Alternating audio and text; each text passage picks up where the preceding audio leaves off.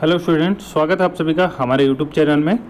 देखिए, जैसा कि आप सभी को पता है कि 27 सितंबर को आप सभी का यूटेट का पेपर होना है और उस पेपर को देखते हुए, उसकी इम्पोर्टेंस को देखते हुए हम आपके लिए लेके आए हैं यूटेट की प्रीवियस ईयर क्वेश्चन बेस्ड पे सीरीज़। ये सीरीज़ यकीन मानिए आपको, अगर आपने ये केवल ये सीरीज़ कर ली तो आप, मैं इतना भरोसे से कह सकता हूँ कि आप आँख बंद करके जो है अपना पेपर जो है क्लियर कर सकते हैं। और अगर आप अच्छी तैयारी खुद से कर रहे हैं और साथ में साथ हमारी सीरीज़ का यूज़ कर रहे हैं तो इतना डेफिनेटली करूँगा कि आपका स्कोर एक अच्छा स्कोर होने जा रहा है, जो आपको आगामी भर्ती प्रक्रिया में आपको एक अच्छा सूटेबल आपकी जगह स्टैंड करेगा मेंटेन लिस्ट में। ठीक है, मेंटेन करेगा उसमें। अब देखिए, इस सीरीज़ में हमने पिछली वीडियो में देखा था CDP के 2023 के क्वेश्चन कर लिए थे हमने। आज हम बात करेंगे CDP पेपर फर्स्ट के 2022 का यूटेट का पेपर है और इस वीडियो में हम 2022 का यूटेट पेपर फर्स्ट सॉल्व करने जा रहे हैं। ठीक है, तो चलिए शुरू करते हैं। पहला क्वेश्चन है, किस विधि में व्यक्ति समस्या समाधान करने के लिए सभी विकल्पों को नहीं ढूंढता अपितु केवल उन्हीं विकल्पों का चयन करता है और समस्या का समाधान करने की कोशिश करता है जो उसे संगत प्रतीत होते हैं। ठीक है, अब देखिए, केवल एक विकल्प का यूज करता है जिसमें वो उसे सुटेबल लगता है, तो कौन सी विधि कहलाती है? स्वतः शोध अन्वेषण, यादृच्छिक अन्वेषण विधि, साधना साध्य अन्वेषण और पश्चगामी अन्वेषण। इसका जो राइट आंसर हो जाएगा वो स्वतः शोध अन्वेषण, ऑप्शन 1 बिल्कुल राइट आंसर हो जाएगा, ऑप्शन 1। ठीक है, यादृच्छिक अन्वेषण मतलब इसमें जो होता है आपको रैंडमली उठाना पड़ता है किसी एक ऑप्शन को, उस पर जो है एनालिसिस करना होता है। ठीक है, आगे देखिए, क्वेश्चन नंबर है सेकेंड, आपको मिलान करना है। ठीक है, ग्रामर, सिमेटिक विकास, बैबलिंग, फोनोलॉजिकल विकास।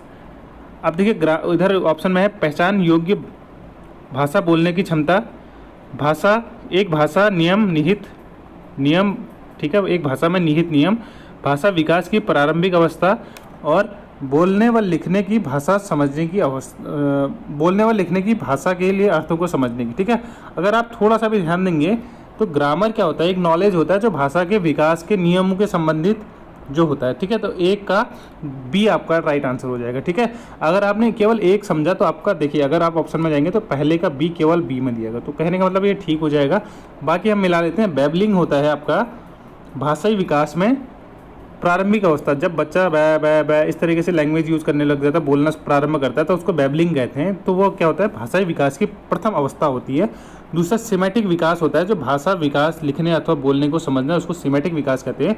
फोनोलॉजिकल डेवलपमेंट ये होता है कि भाषा पहचानने और भाषा बोलने की क्षमता। ठीक है, तो ये आपका ऑप्शन बी इसका राइट आंसर हो जाएगा, BDCA। ठीक है, आगे चलते हैं क्वेश्चन नंबर थर्ड पे। शिक्षण अधिगम प्रक्रिया को प्रभावित करने वाले मनोवैज्ञानिक कारक। ठीक है, मनोवैज्ञानिक कह रहे हैं मतलब आपको साइकोलॉजिकल फैक्टर पूछ रहा है। विद्यार्थी की अभिप्रेरणा बिल्कुल साइकोलॉजिकल फैक्टर है।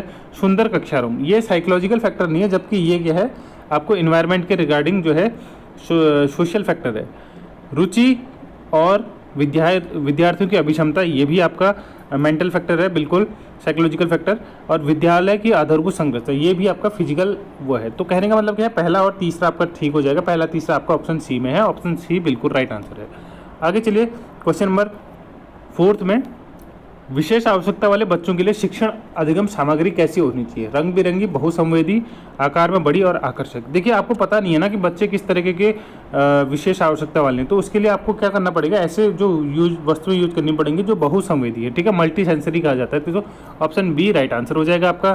क्वेश्चन नंबर 5, जब एक विद्यार्थी उस व्यवहार को निष्पादित करना सीखता है जो सकारात्मक परिणाम देता है और उस व्यवहार को करने से बचता है जिसे उसे नकारात्मक परिणाम मिले, तो यह उदाहरण है, किस चीज़ का उदाहरण है कह रहे हैं? ठीक है, तो इसका जो राइट आंसर हो जाएगा वो ऑप्शन ए, क्रिया प्रसूत अनुबंधन सिद्धांत कहते हैं इसको, ऑपरेशनल कंडीशनल थ्योरी जो कहते हैं। ऑप्शन ए बिल्कुल राइट आंसर हो जाएगा। कहने का मतलब क्या है कि अगर एक चीज़ से बच्चे को पॉजिटिव रिजल्ट मिल रहे हैं, ठीक है, तो वो उसे करेगा। अगर किसी चीज़ से उसे मार पड़ेगी, किसी काम को करने से बच्चे को मार पड़ेगी, तो वो अगली बार से उस काम को करने से पहले 1000 बार सोचेगा। तो कुल मिला के बेसिक से शब्दों में मैंने बताया कि आपको सकारात्मक परिणाम और नकारात्मक परिणाम क्या होते हैं। ये जो थ्योरी दी गई थी वो ऑपरेशनल कंडीशनल थ्योरी के अंतर्गत ये चीज़ें बताई गई हैं। ठीक है, आगे चलते हैं। क्वेश्चन नंबर 6, आप किस परिस्थिति में विद्यार्थियों को सतत पुनर्बलन दोगे? पूर्व व्यवहार के स्थापित करने के लिए, नए व्यवहार को स्थापित करने के लिए, नए व्यवहार को बनाए रखने के लिए, बी व सी दोनों। इसका जो राइट आंसर हो जाएगा वो ऑप्शन बी होगा। नए व्यवहारों को स्थापित करने के लिए क्या दोगे? सतत पुनर्बलन दोगे, क्योंकि आप पुनर्बलन किस चीज़ के लिए दोगे? उसको नई चीज़ों को सीखने के लिए। पुरानी चीज़ों के लिए आप पुनर्बलन कैसे दे सकते हो? पुरानी चीज़ तो हो गई है ना, उसके पुराने वाला जो है वो गलत हो जाएगा, ठीक है। तो केवल नए व्यवहार को सीखने के लिए, और व्यवहार को बनाए रखने के लिए भी पुनर्बलन नहीं दिया जाता। पुनर्बलन मतलब रीइंफोर्समेंट कब दिया जाता है? नए व्यवहारों को सीखने के लिए रीइंफोर्समेंट दिया जाता है। आप किसी चीज़ को, बच्चे को तारीफ कर रहे हो ताकि वो क्या करे कि नए व्यवहार को सीखे उस चीज़ को, ठीक है। ऑप्शन बी राइट आंसर हो जाएगा। आगे चलते हैं क्वेश्चन नंबर 7। यदि आपने कभी किसी को अंधेरे कमरे में फ्लैश लाइट लहराते हुए देखा और उसके पीछे पीछे आपको रोशनी का पथ दिखाई दिया, तो आप विज्ञ हैं। स्मृति से संचालन से लघु, ऑप्शन है आपका लघुकालिक स्मृति, दीर्घकालिक स्मृति, प्रक्रियात्मक स्मृति और संवेदी स्मृति। ये आपके जो है मेमोरी है, वह हम उस वाले चैप्टर से क्वेश्चन लिया गया है। तो इसका जो राइट आंसर है, आपकी जो मेमोरी है वो सेंसिटिव मेमोरी हो जाएगी। ऑप्शन डी संवेदी स्मृति, ठीक है, ये राइट आंसर हो जाएगा। आपको अगर फ्लैश दिखाया जाता तो उसके फ्लैश के बाद आपको पूरा रास्ता दिख गया, तो कहने का मतलब है तो आपकी जो स्मृति है वो सेंसरी स्मृति है, छोटी मेमोरी है, ठीक है। आगे देखिए क्वेश्चन नंबर 8। निम्नलिखित में से अधिगम अक्षम बच्चों की कौन सी विशेषताएं? अच्छी ध्यान अवधि, लिखते समय अक्षरों को छोड़ना, गणितीय चिन्हों को समझने में कठिनाई। इसका जो ऑप्शन है 1 2 3, 1 3 2 3 1 2, ठीक है। अब देखिए अच्छी ध्यान अवधि, ये किसका? अधिगम अक्षम बच्चों की विशेषता नहीं होती, ठीक है। अक्षम मतलब जो चीज़ों को लेट से समझते हैं, तो अच्छी ध्यान अवधि उनमें नहीं होती। बाकी 2 और 3 इसका राइट आंसर हो जाएगा, वो आपका ऑप्शन सी में है। आप आई होप आप चीज़ों को समझ पा रहे होंगे। आगे देखिए क्वेश्चन नंबर 9 है। निम्नलिखित में से कौन विद्यालय में समावेशी वातावरण के विकास के लिए सहायक होगा? सभी गतिविधियों में पूर्ण प्रतिभागिता सुनिश्चित करना, बाधा रहित वातावरण का सृजन करना, पाठ्यचर्चा अनुकूल एवं कक्षा प्रबंधन, उपरोक्त सभी। तो इंक्लूसिव एजुकेशन के लिए, समावेशी शिक्षा के लिए ये सभी होना जरूरी है, ठीक है। तीनों चीज़ें, पूर्ण प्रतिभागिता होनी चाहिए, बाधा रहित वातावरण भी होना चाहिए और पाठ्यक्रम के अनुकूल कक्षों का प्रबंधन किया जाना चाहिए, ठीक है। तो ऑप्शन डी राइट आंसर हो जाएगा, उपरोक्त सभी। आगे देखिए क्वेश्चन नंबर 10। निम्नलिखित में से कौन सा कथन समावेशित शिक्षा की अवधारणा को अभिव्यक्त करता है? ठीक है, इंक्लूसिव एजुकेशन को कौन सा चीज़ डिनोट करता है? सभी बच्चे साथ सीखते हैं, बिल्कुल बिल्कुल ठीक है। क्षमताओं के स्थान पर अक्षमताओं पर ध्यान दिया जाता है, ये नहीं होगा, ठीक है। दूसरा नहीं होगा। व्यक्तिगत सीखने के तरीके पर ध्यान दिया जाता है, ये हो सकता है। समतापूर्वक सभी विद्यार्थियों की आवश्यकता का सम्मान, ये भी बिल्कुल सही। तो 1 3 4 आपका सही हो जाएगा, 2 नहीं होगा। क्षमताओं के स्थान पर अक्षमताओं पर अधिक ध्यान क्यों देंगे इंक्लूसिव एजुकेशन में? तो 1 3 4 आपको मिलेगा ऑप्शन सी में, सी आपका राइट आंसर हो जाएगा क्वेश्चन नंबर 10 का। आगे देखिए क्वेश्चन नंबर 11। निम्नलिखित में से क्वेश्चन नंबर 11, एनईपी केंद्रित है किस पर? रचनात्मक आकलन पर, योगात्मक आकलन पर, व्यापक आकलन पर और 360 डिग्री होलिस्टिक डेवलपमेंट। आपको पता है कि एनईपी में 360 डिग्री होलिस्टिक डेवलपमेंट, जिसमें उसकी physical development, mental development, cognitive development, social development, ये सभी चीज़ों का होलिस्टिक एक प्रोग्रेस कार्ड बनाया जाता है, जिसको कहते हैं 360 डिग्री समग्र प्रगति कार्ड, ठीक है। ऑप्शन डी राइट आंसर हो जाएगा क्वेश्चन नंबर 12। निम्नलिखित में से अवलोकन का कौन सा तरीका शिक्षक को न केवल प्रत्येक बच्चे को सीखने का गैप को अपितु समझने, स्वयं के शिक्षण अधिगम को बच्चे की आवश्यकता एवं सीखने के तरीके के अनुसार समीक्षा करने, संशोधन व चिंतन करने में सहायता प्रदान करता है, ठीक है। तो बच्चे के इन सब चीज़ों में सहायता प्रदान कौन करता है? अधिगम का आकलन, अधिगम के रूप में आकलन, अधिगम के लिए आकलन, प्रोन्नति के लिए आकलन। अब देखिए ये असेसमेंट पढ़ा होगा आपने। असेसमेंट 3 टाइप के असेसमेंट होते हैं, assessment of learning, assessment as learning, assessment for learning. तो उसी से रिलेटेड एक क्वेश्चन है, इसके राइट आंसर हो जाएगा असेसमेंट फॉर लर्निंग। अधिगम के लिए आकलन करना, जो ये उदाहरण दिया गया वो अधिगम के लिए आकलन करना, जिसमें बच्चे किसी भी चीज़ में सीखने के लिए, समीक्षा करने में, संशोधन व चिंतन करने में सहायक करता है, वो आकलन के लिए, अधिगम के लिए आकलन होता है, ठीक है। ऑप्शन सी राइट आंसर हो जाएगा। क्वेश्चन नंबर 13 है, रक्षा अपने सभी काम निर्धारित समय पर पूरा करती है, ठीक है। वह नियमित रूप से पढ़ाई करती है क्योंकि वह डॉक्टर बनना चाहती है। वह, अब देखिए उसको एक मोटिवेशन आ रहा है, ये किस तरीके का मोटिवेशन है? वो होगा आंतरिक मोटिवेशन। आंतरिक रूप से अभिप्रेरित है वो, क्योंकि वो अपने काम जो है, सारे काम जो है खुद से कर लेती है, उसको किसी के कहने की ज़रूरत नहीं पड़ती है। समझ रहे? तो आंतरिक अभिप्रेरणा ऑप्शन ए बिल्कुल राइट आंसर हो जाएगा। अगर मैं उसको मोटिवेट कर रहा हूँ कि तू सीटेट का पेपर दे, अच्छे नंबर ले आएगा तो अच्छे जगह पोस्टिंग पाएगा और अच्छी तेरी जल्दी नौकरी लग जाएगी, तो ये क्या है, ये बाह्य अभिप्रेरणा होता है। आंतरिक अभिप्रेरणा अगर उसको जानकारी पता है, सब चीज़ वो अपने हिसाब से तय कर रहे हैं, तो वो आंतरिक अभिप्रेरणा कहलाता है।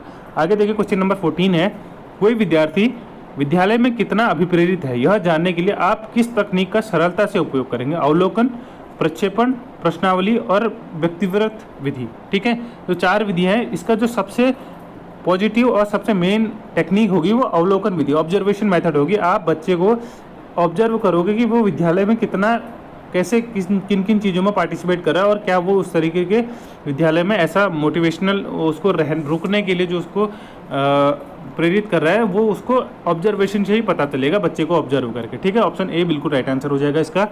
मैस्लो के अनुसार एक स्थिति जिसमें व्यक्ति अपनी पूर्ण क्षमताओं तक पहुंच जाता है, उसे कहते हैं आत्मसिद्धि। देखिए मैस्लो का सिद्धांत था, आपको पिरामिड के आकार का मैस्लो का सिद्धांत, 5 पंचपदी सिद्धांत भी कहते हैं इसको।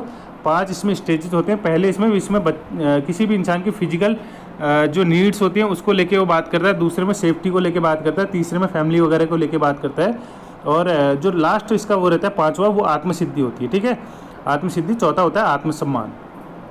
तो ये मैस्लो ने दिया था एक इंसान के डेवलपमेंट से रिलेटेड। ठीक है, सबसे पहले इंसान क्या करता है, अपनी फिजिकल नीड्स को पूरा करता है।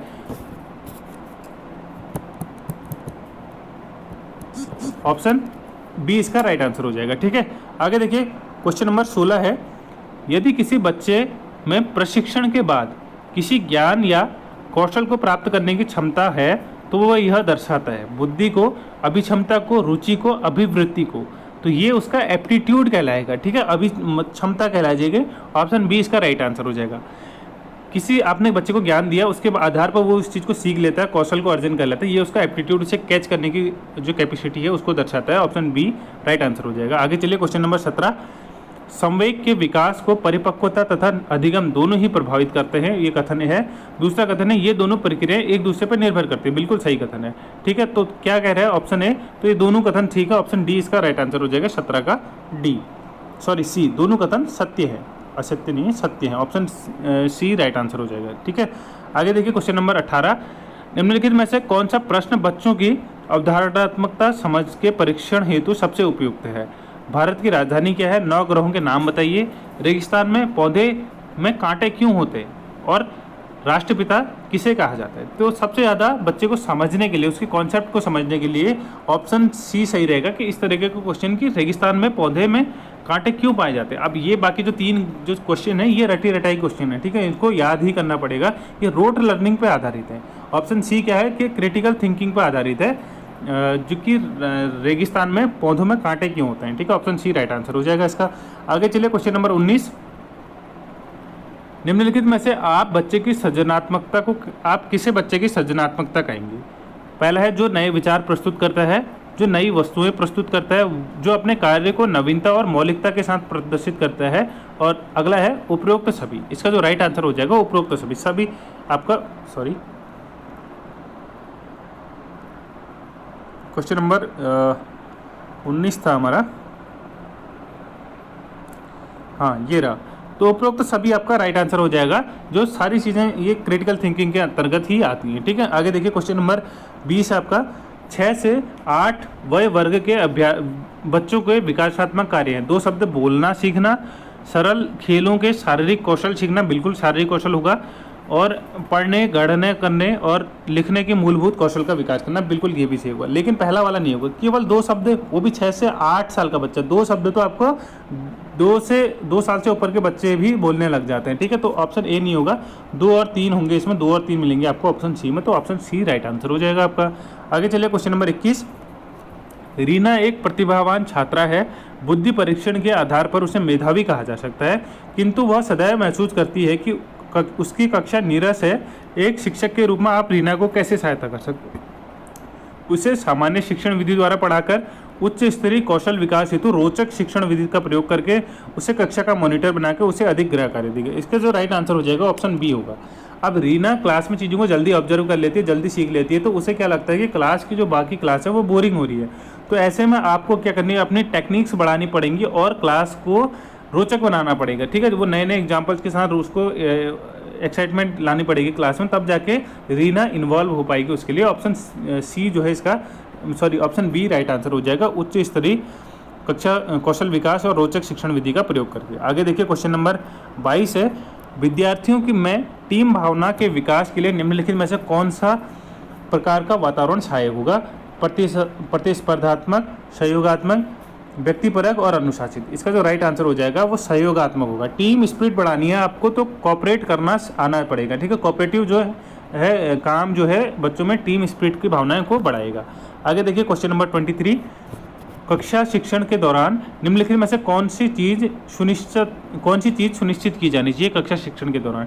डिजिटल टीएलएम का प्रयोग, आईसीटी का अधिकतम प्रयोग, व्यक्तिगत विभिन्नता के अनुरूप शिक्षण और व्याख्यान विधि का प्रयोग। वैसे तो सारी चीज़ें जरूरी है, आप अगर कौन सी चीज़ बोल रहा है तो आपको क्या करना है, जो ज़्यादा सुटेबल है। ज़्यादा सुटेबल क्या है, आपको व्यक्तिगत भिन्नता के अनुरूप शिक्षण करना चाहिए, क्योंकि क्लास में मैंने बताया कि आपको बहुत तरीके के वेरियस टाइप के बच्चे मिल जाएंगे, तो आपको हर किसी की इंडिविजुअलिटी का ध्यान रखते हुए टीचिंग करनी पड़ेगी। ऑप्शन सी राइट आंसर हो जाएगा 23 का। आगे चले क्वेश्चन नंबर 24, निम्नलिखित में से कौन संवेदनात्मक बुद्धि की विशेषताएं हैं? उच्च आईक्यू किंतु अस्थिर, दूसरे को अभिप्रेरित करने की क्षमता, स्वयं के संवेगों का प्रबंधन। ठीक है, तो 1 और 2, 1 2 3, 1 3 2 और 3। इसका जो राइट आंसर हो जाएगा वो 2 और 3 होगा।